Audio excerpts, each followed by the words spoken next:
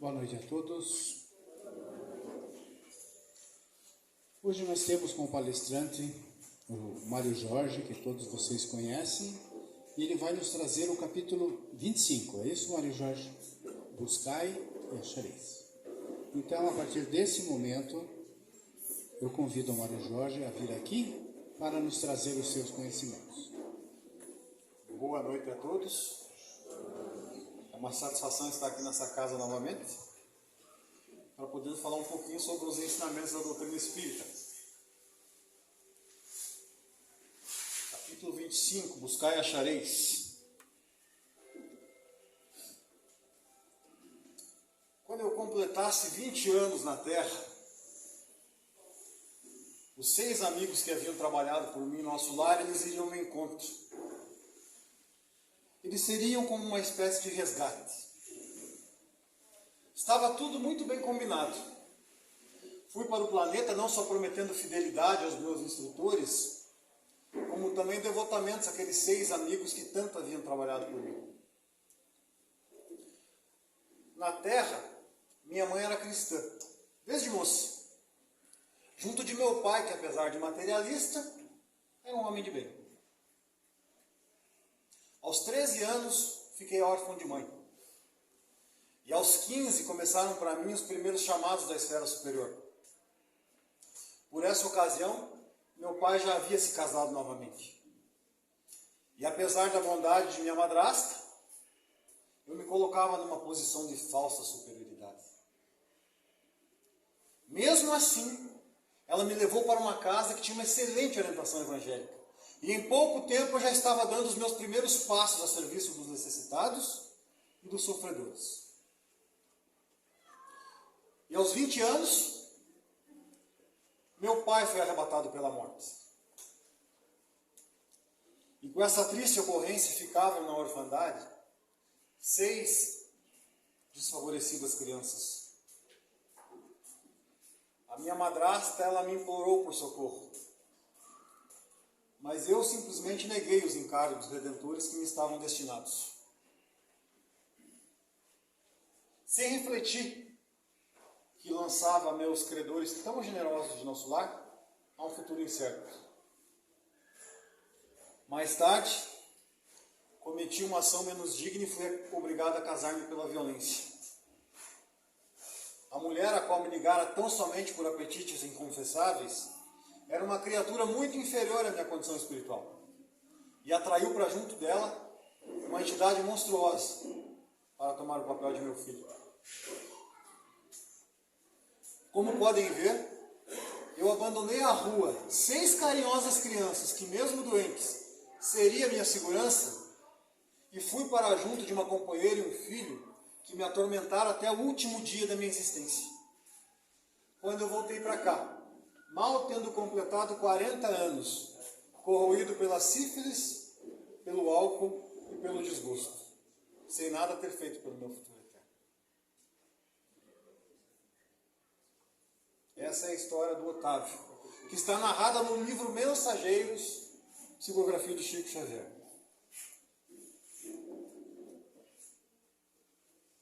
Celular novo, vamos ganhar? Celular novo, não sei. Não, aqui é tecnologia. Daí que melhorou. Eu era um médium muito bom na doutrinação aos desencarnados de condições inferiores. Para todos eles eu tinha longos textos e muitos exemplos na ponta da língua. Aos sofredores, eu os fazia compreender que sofriam por culpas próprias. E os casos de obsessão, então, esses eram como uma paixão para mim. Eu adorava enfrentar os obsessores, os mais cruéis, para reduzi-los a zero, como eu dizia na época. Em especial os sacerdotes romanos, que desencarnavam em situação de ignorância das verdades divinas. Eu chegava a decorar longos trechos da Bíblia, não para compreendê-los melhor ou meditar sobre eles, mas para dizer aos espíritos sofredores, em plena sessão mediúnica, dando a eles muitas vezes pesadíssimas obrigações. no meu estabelecimento comercial, raro era o mês que eu não mandasse promissórias a protestos públicos. Muitos me pediam prazo, desculpa, proteção, mas nada disso me comovia. Eu passava o dia inteiro pensando na melhor maneira de perseguir os meus clientes em atraso. E à noite, no centro, lá estava eu, defendendo o amor, a paciência, a caridade, o desapego. Eu estava cego, completamente cego. Eu mal podia compreender que a existência terrestre já é uma sessão mediúnica completa. Somente quando fui surpreendido pela morte é que pude se dar conta da minha real situação. Espíritos malévolos, os mesmos que eu havia doutrinado nas sessões mediúnicas, aguardavam a minha saída do corpo. E com ironia eles me diziam: tenha paciência, as mesmas frases que eu dizia a eles. Tenha paciência, tolerância, perdoe as faltas alheias, confie na providência divina. Mas tudo isso com ironia. E cheios de ódio, eles me espancavam. Eu tive que aguentar esse tormento por muitos anos, até ser novamente socorrido pelos amigos de nosso lar. Isso é mais um depoimento de mais um médium, alguém que trabalhou a vida inteira na doutrina espírita e chegou do outro lado e descobriu que tinha fracassado. Buscai e achareis. Buscaram, pedir e obtereis. Pediram, quero ser médium, quero nascer e trabalhar na doutrina espírita. Tiveram essa oportunidade, mas se desviaram do caminho pela vaidade e pelo interesse pessoal. São histórias que são trazidas para nós espíritas, para que nós tenhamos a oportunidade de refletir e não trilharmos os mesmos erros que esses trabalhadores, esses médiuns do passado cometeram. Ajuda-te a ti mesmo, que o céu te ajudará. Pedi e se vos dará, buscai e achareis. Batei a porta e se vos abrirá. Porquanto quem pede recebe, quem procura acha. E aquele que bate a porta abrir-se-á. Qual homem dentre vós que dá uma pedra ao filho que lhe pede pão? Ou se pedir um peixe, dar-lhe uma serpente? Ora, se vocês sendo maus, como sois, sabeis dar boas coisas aos vossos filhos, é lógico que, com mais forte razão, vosso Pai dos céus dê os bens verdadeiros aos que lhe pedem. Repare que ele fala aqui em bens verdadeiros, agora está passando aqui. Do ponto de vista terreno, a máxima buscai e achareis é análoga a esta outra. Ajuda-te a ti mesmo, que o céu te ajudará. É o princípio da lei do trabalho e, por conseguinte, da lei de progresso. Porquanto o progresso é filho do trabalho, que estes põe em ação as forças da inteligência. Do ponto de vista moral, essas palavras de Jesus significam: pedi a luz que vos clareie o caminho, e ela vos será dada. Pedi forças para resistir ao mal, e a tereis. Pedi a assistência dos bons espíritos, e eles virão. Buscai e achareis, acompanhar-vos, e, como o anjo de Tobias, vos guiarão. Pedi bons conselhos, e eles vos serão dados. Batei a vossa porta, e ela se abrirá. Mas pedi sinceramente, com fé, confiança e fervor. Apresentai-vos com humildade, e não com arrogância. Sem o que sereis abandonados às vossas próprias forças, e as quedas que derdes serão o castigo do vosso orgulho. Tal o sentido das palavras: buscai e acharei, batei e abrir-se-vos-á. Não acumuleis tesouros na terra, onde a ferrugem e os vermes os comem, e onde os ladrões os desenterram e roubam. Acumulai tesouros no céu, onde nem a ferrugem nem os vermes os comem. Porquanto onde está o vosso tesouro, aí também está o seu coração.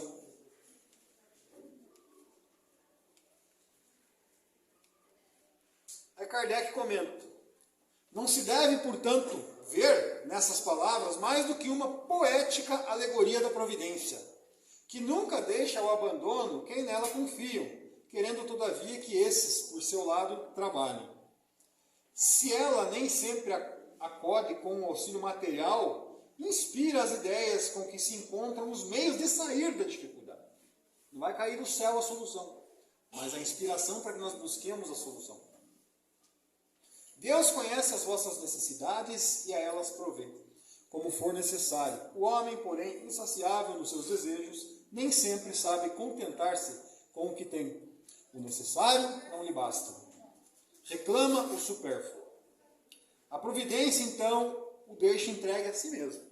Frequentemente, ele se torna infeliz por culpa sua e por haver desatendido a vós por intermédio da consciência o advertia. Nesses casos, Deus faz sofrer as consequências, a fim de que lhe sirvam de lição para o futuro. Buscai e achareis. O quê? O que nós queremos buscar? Porque se buscarmos, acharemos. Toda busca nos leva a um caminho. Todo caminho vai gerar escolhas e destinos diferentes. Se eu escolho um caminho, eu preciso recusar a várias outras possibilidades de caminho para seguir por este. O que eu estou buscando? Nós viemos até aqui, essa casa espírita, buscar o quê?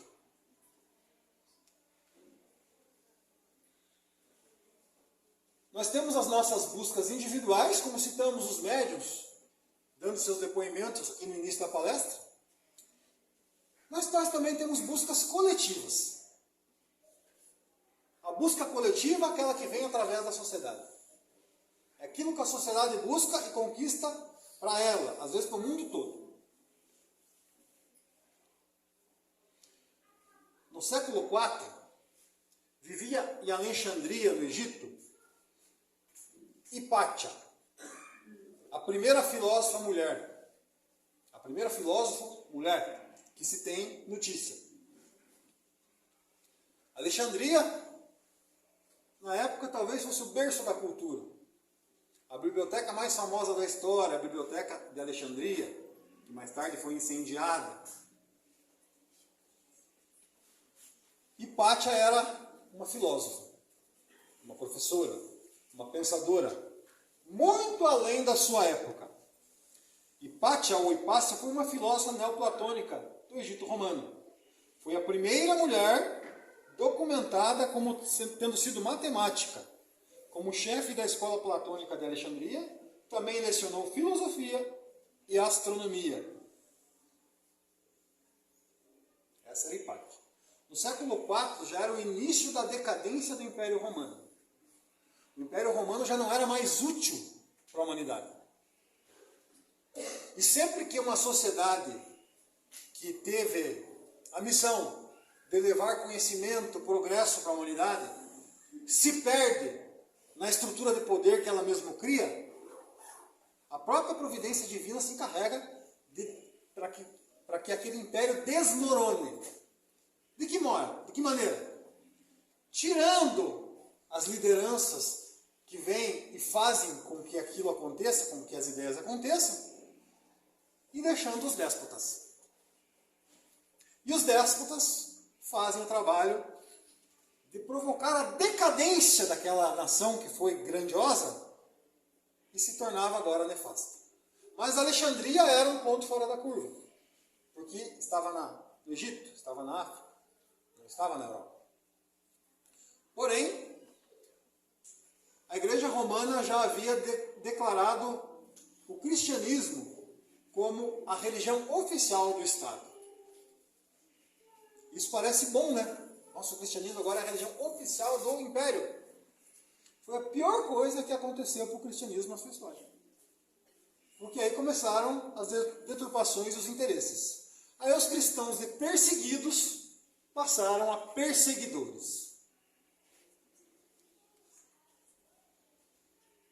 Começou aí o plantio do fanatismo.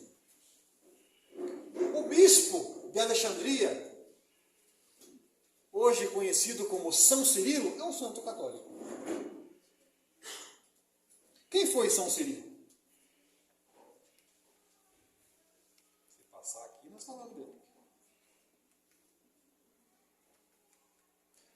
Acho que você clica lá, alguém clica lá para nós. Opa, passou. São Cirilo era bispo e não gostava de Hipátia, porque Hipátia questionava. Hipátia não cedia às pressões da igreja romana. Hipátia fazia com que as pessoas pensassem. Ensinava doutrinas hereges para a época.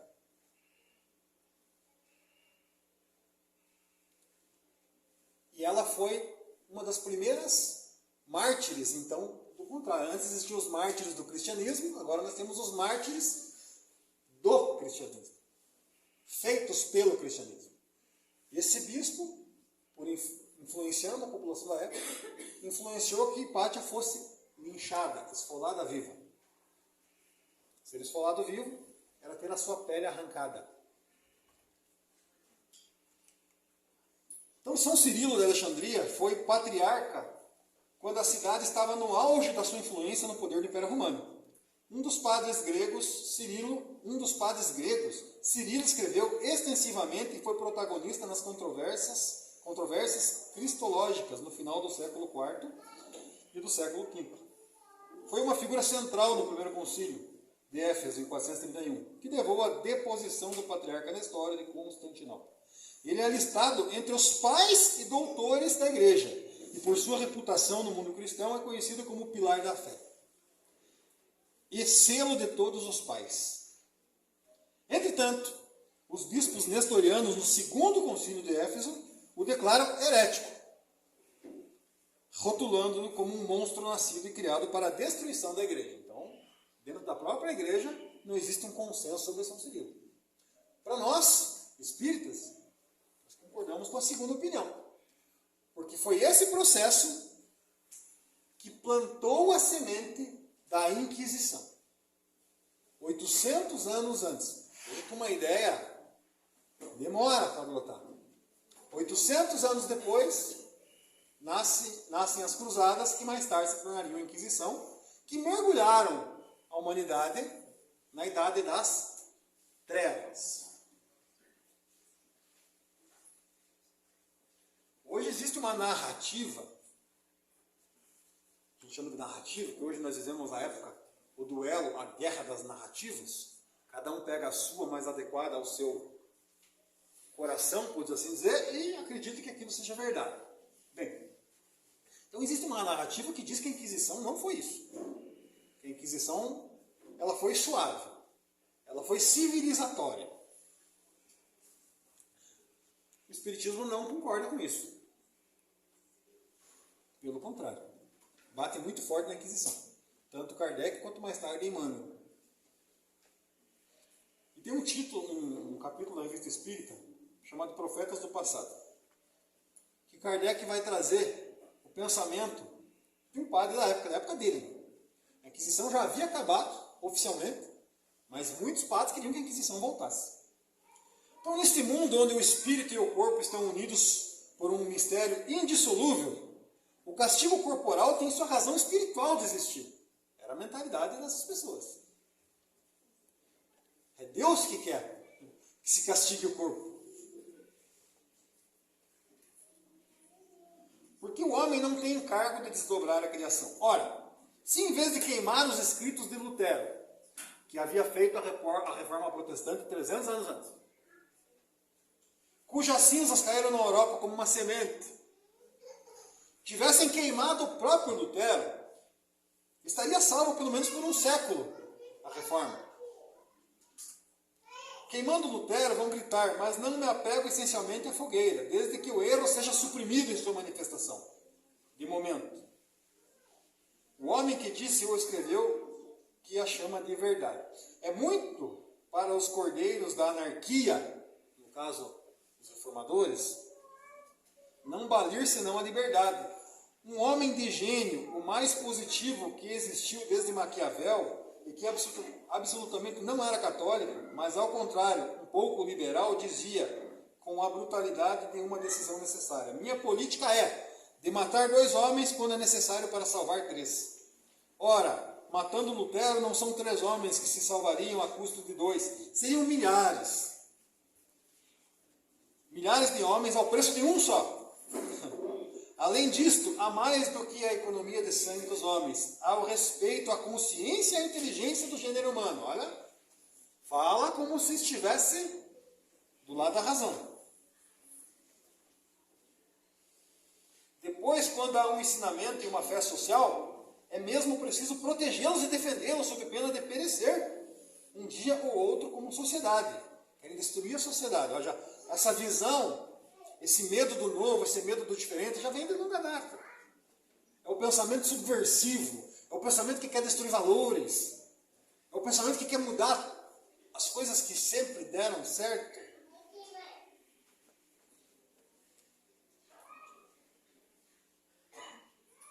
Daí os tribunais e as instituições para identificar os delitos contra a fé e o ensino. A Inquisição é, pois, uma necessidade lógica. Olha só, lógica numa sociedade qualquer. Aí vem o comentário aqui do Sr. Allan Kardec. Vou dar um trouxinho só para vocês. Como se vê, o autor não disfarça o seu pensamento e não toma precauções oratórias. Aqui ele vai direto ao ponto e sem rodeios. Teria sido necessário queimar Lutero. Teria sido preciso queimar todos os autores de heresias para a maior glória de Deus e para a salvação da sua religião. Ele é claro e preciso. É triste para uma religião ter semelhantes expedientes como base na sua autoridade e de sua estabilidade. É mostrar pouca confiança em seu ascendente moral. Se a sua base é a verdade absoluta, ela deve desafiar todos os argumentos contrários. Como o sol, deve bastar-lhe mostrar-se para dissipar as trevas. Toda religião que vem de Deus, nada tem a temer do capricho nem da malícia dos homens. Ela aure na sua força de raciocínio, e se um homem tivesse o poder de derrubá-la, de duas uma, ou ela não seria obra de Deus, ou esse homem seria mais lógico do que Deus. Deus, portanto, porquanto seus argumentos prevaleceriam sobre Deus. O autor teria preferido queimar Lutero do que seus livros. Porque diz ele, as cinzas desse cairiam sobre a Europa como uma semente. Ele concorda, portanto, que os autos de fé dos livros beneficiam mais a ideia do que a destroem. Vamos lembrar que teve um auto de fé em Barcelona com o Evangelho, com os livros dos Espíritos. Que, segundo os próprios Espíritos depois falaram para Kardec, foi a melhor propaganda que o Espiritismo podia ter. Então essa cultura de queimar, de matar, querer matar a pessoa para matar a ideia, ao longo da história nunca deu certo porque a ideia permanece. Eles queimaram muitos reformadores. Eles queimaram John Hus, Jerônimo de Praga, tentaram queimar John Wycliffe, que foram anteriores a Lutero, mas que já trouxeram a semente da reforma que mais tarde Lutero veio a finalizar. Por que eu estou falando sobre isso? Parece um assunto meio chato, né? Porque esse pensamento autoritário, religioso da Inquisição está de volta. Como a sociedade, a história é pendular, de tempos em tempos a gente volta ao passado. Nós estamos em um momento de autoritarismo religioso, de violência através da religião, de ir para um templo religioso aprender um monte de bobagem e de preconceito, de ir para púlpitos religiosos mentir, atacar minorias, atacar a sexualidade alheia, condenar os outros ao inferno, envolver a religião com política, que foi o que o Império Romano fez, ao declarar o cristianismo religião oficial do Estado. Então, esse pensamento inquisitorial está de volta, inclusive dentro do movimento espírita. Essa casa aqui é um pouquinho mais preservada porque ele não está federado, e talvez seja uma boa coisa nesse momento. Mas hoje nós vemos esse pensamento autoritário, conservador e retrógrado, tentando controlar o pensamento e a boca das pessoas. Continuemos. Fanatismo e loucura. Segundo a psicologia humana, a psiquiatria humana, o fanatismo é um processo que antecede a loucura. Se a pessoa se fanatiza por algo, ela está num princípio de loucura, ela está enlouquecendo. Não sou eu que estou dizendo, tá, gente? Isso é fácil de observarmos. Hoje, nós vemos muito com essa questão das redes sociais, com essa questão política, as pessoas presas o dia inteiro em grupos de WhatsApp. Daqui a pouco nós vamos ver o mito da caverna de Platão, que as pessoas estavam presas numa caverna. Hoje as pessoas estão presas num grupo de WhatsApp. E a verdade do mundo se estabelece ali dentro. O que vem para nós é o que está ali, olha aqui o que está acontecendo. E é cada revelação, né?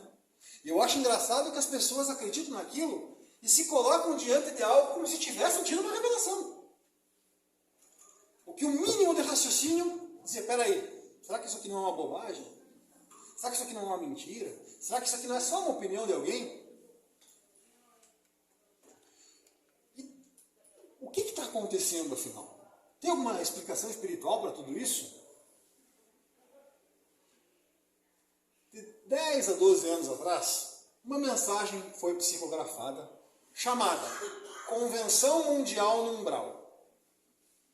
E o que tratava, de que se tratava essa convenção? Então os espíritos malignos, os espíritos que querem o mal da sociedade, se reuniram para definir novas estratégias de influência na sociedade, para desviar-nos do caminho, para tirar nossa atenção, para que nós focássemos em alvos errados. Então ali muitas estratégias foram montadas, segundo essa mensagem.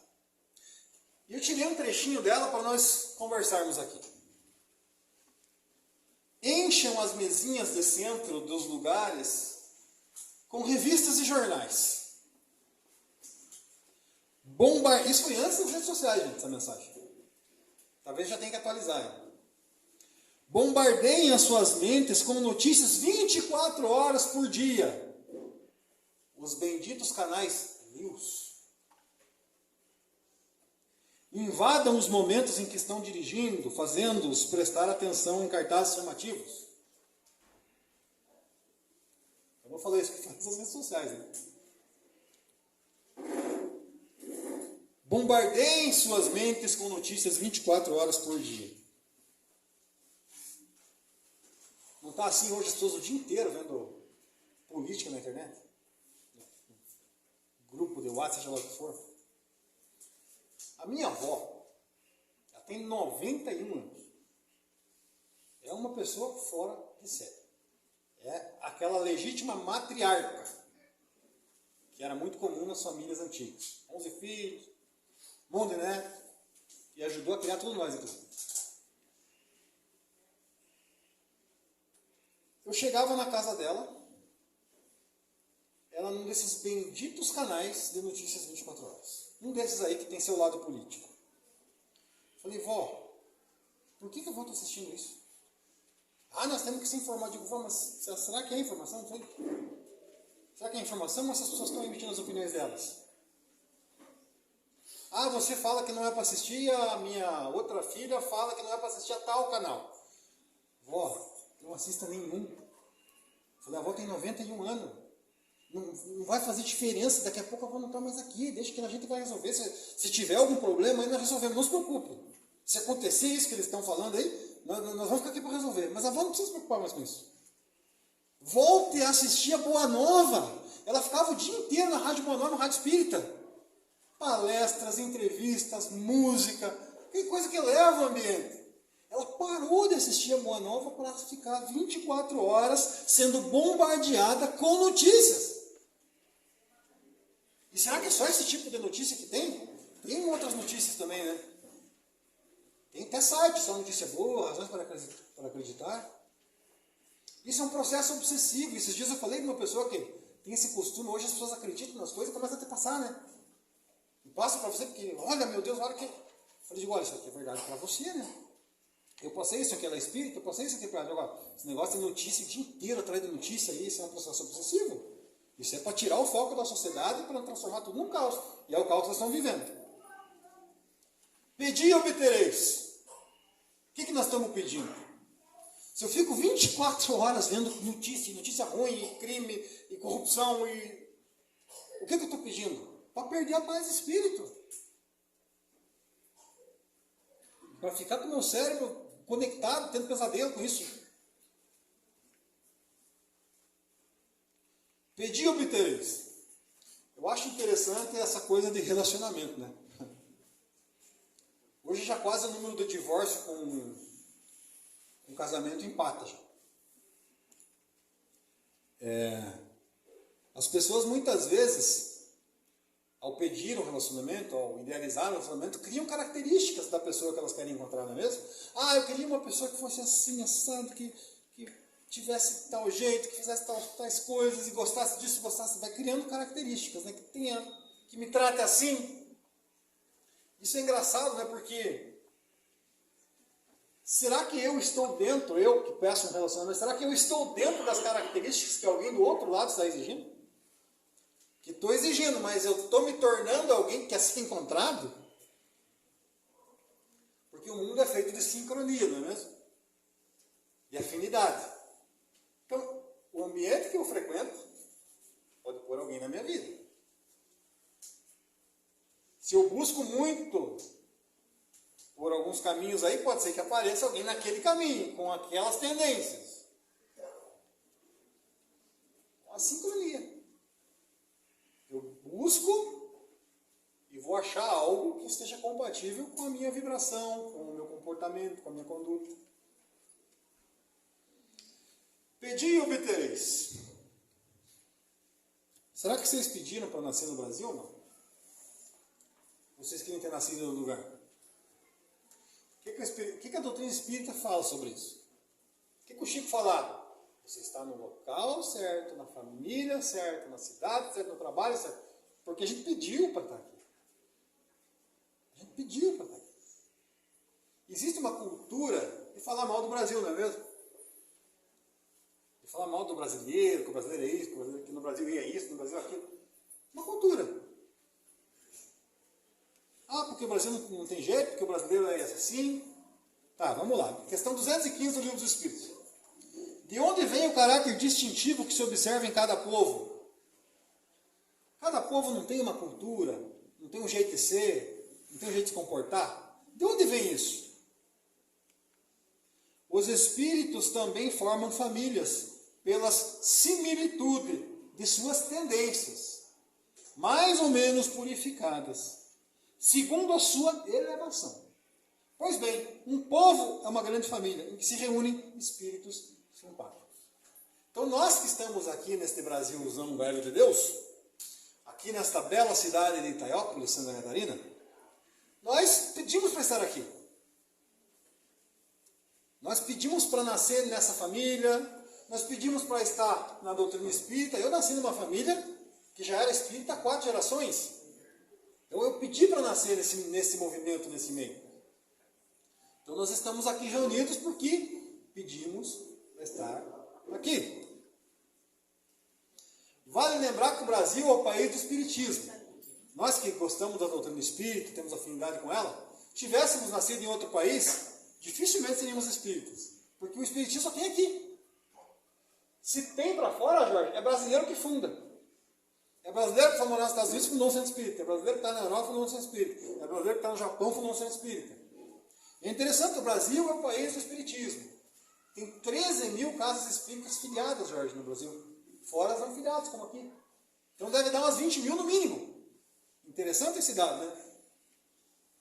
Vocês têm ideia qual que é o segundo país com mais casas espíritas? Alguém arrisca? Alguém arrisca um palpite? Será que é a França, onde Kardec nasceu e codificou? Alguém sabe? O segundo país com o maior número de casas espíritas. Alguém se arrisca a responder? Já leu sobre isso? Pô, gente, se informar, hein? Essa pergunta tem que saber. Então se preparem, ainda bem que vocês estão sentados. Segundo país que vocês podiam ter pedido para reencarnar também, que lá também tem bastante casa espírita. Segundo país com o maior número de casas espíritas depois do Brasil. Sabe quem? Cuba. E dizem que Cuba não tem liberdade religiosa, né? O terceiro Congresso Espírita Mundial foi em Cuba, gente. O Congresso Espírita Mundial foi em Cuba. Para prestigiar o segundo país com o maior número de casas espíritas no mundo. Vale conhecer essa história.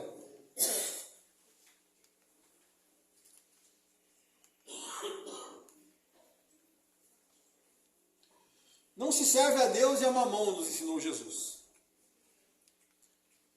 E Paulo de Tarso fala que o destino do pecado é a morte. Isso aqui foi usado pela Inquisição, por isso que eles matavam os pecadores.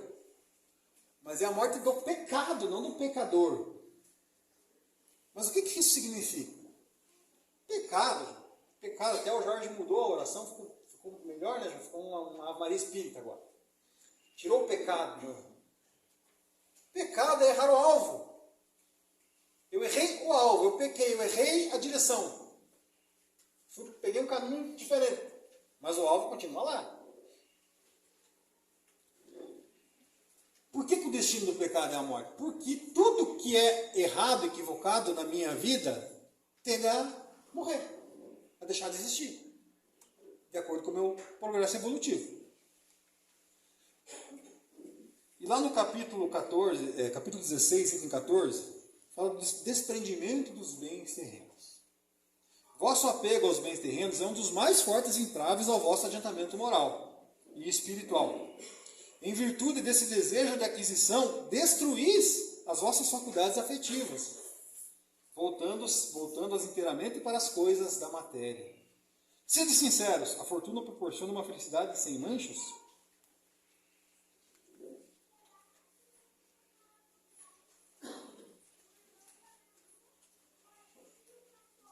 Qual que é a grande lição de Jesus?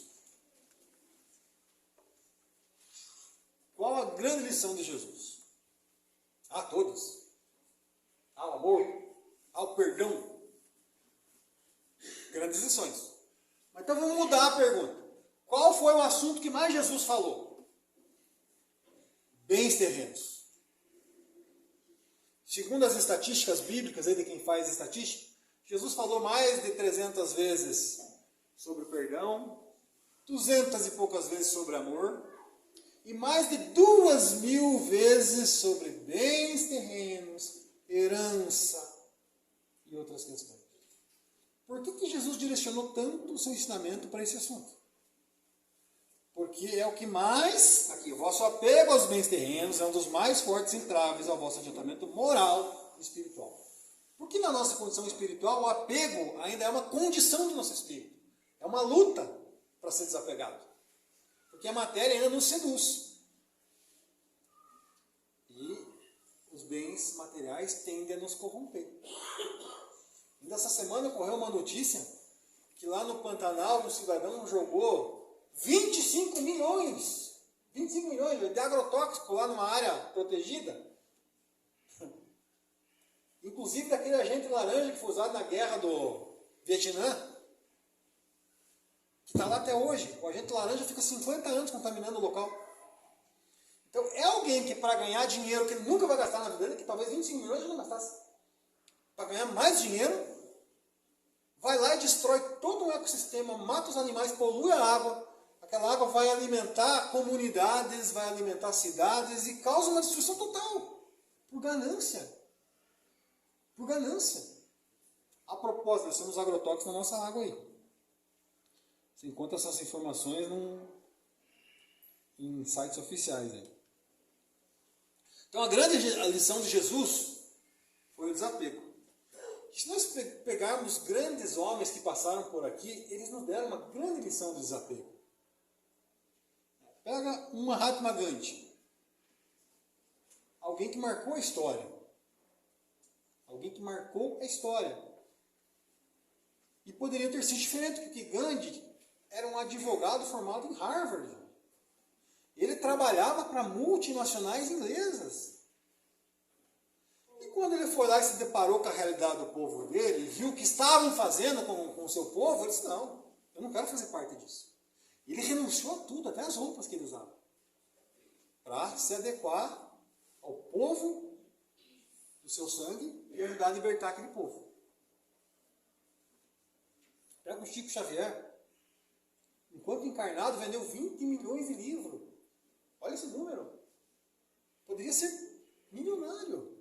Nunca pegou um centavo, não quis. Levava uma vida simples. Pietro Baldi, que está ali embaixo do Gandhi, também é um escritor espiritualista. Conhece ele, Jorge? Escreveu 24 livros extraordinários. Extraordinários os livros. Pietro Baldi é de família nobre da Itália. Ele herdou... Oi? Ele tinha castelo, ele herdou 10 fazendas. Ele doou as fazendas, porque aquilo atrapalhava ele escrever os livros dele.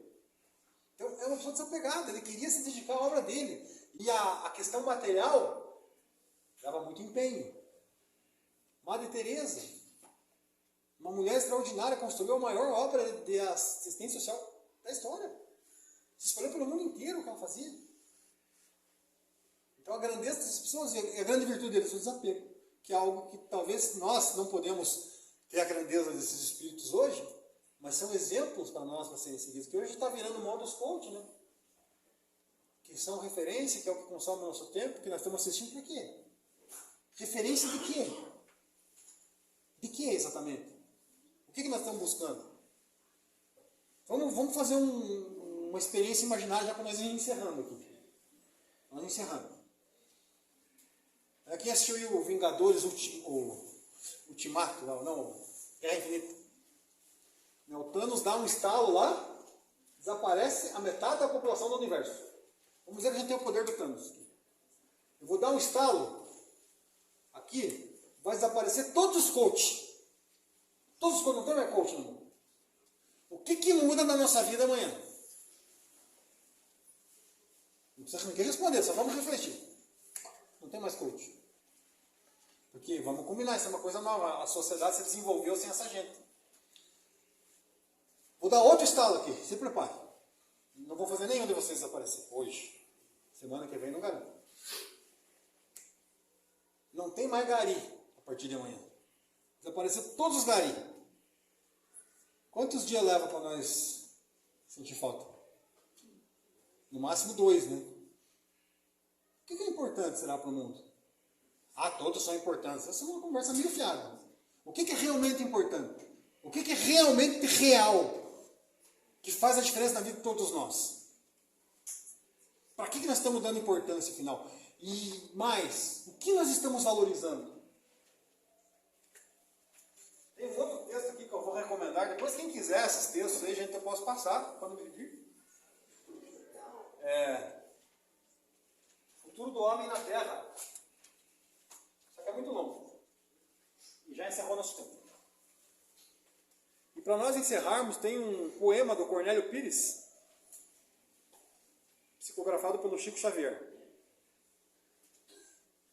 chamado Herança no Além, Jorge. Como é que é a herança no além? O caixão não tem gavetas hoje, tá, né? Você deseja saber, meu caro Joaquim Monfort, dentre os assuntos de herança, o que há depois da morte? Respondendo à sua carta, cumpro apenas um dever. Herança dá muito encrenca, nem quer saber. Nós sabemos aqui em Israel, por exemplo. A divisa é minha. De certo que há muita gente caminhando ao nosso lado, que sabe usar com Jesus os bens de qualquer legado. Entretanto, em muitos casos, nos passos de muitas vidas, heranças trazem problemas às pessoas mais queridas. Amparo que você queira fazer em verdade sã, auxílio, bênção, favor, não deixe para amanhã. Nosso Theo deixou ao genro a fazenda Carolina. O moço inexperiente descambou na jogatina. Diz que nem tinha tigrinho. Tanta injúria de inventário recebeu-lhe o Chico Bentes, que se fez obsessor de todos os seus parentes. E a Nicota juntou casas em favor da própria filha. Viu a filha envenenada numa questão de partilha. Niotino deixou aos filhos a fazenda da tronqueira. E os rapazes sem trabalho caíram na bebida. Calina legou à filha todas as lojas de um prédio. A moça largou o estudo, depois matou-se de tédio. Teotônio legou milhões para o bisneto Tadeu. Ao vê-lo abusar de drogas, coitado, enlouqueceu. Nicão procuras na viúva Dona Cristi, que deseja ir para o inferno, mas o inferno não existe. Joaninha, ao achar as filhas em sombra, gozo e moleza, hoje pede vida nova, afundada na pobreza. Se você tem para dar, não exija condição. Dê trabalho, dê caridade, paz, amor e educação. Bendita seja a pessoa que, recebendo uma herança, sabe espalhar benefício, conforto, luz e esperança. No entanto, muito legado é mero apoio ilusório. Há muito desencarnado que enlouqueceu nos cartórios. Muita paz a todos.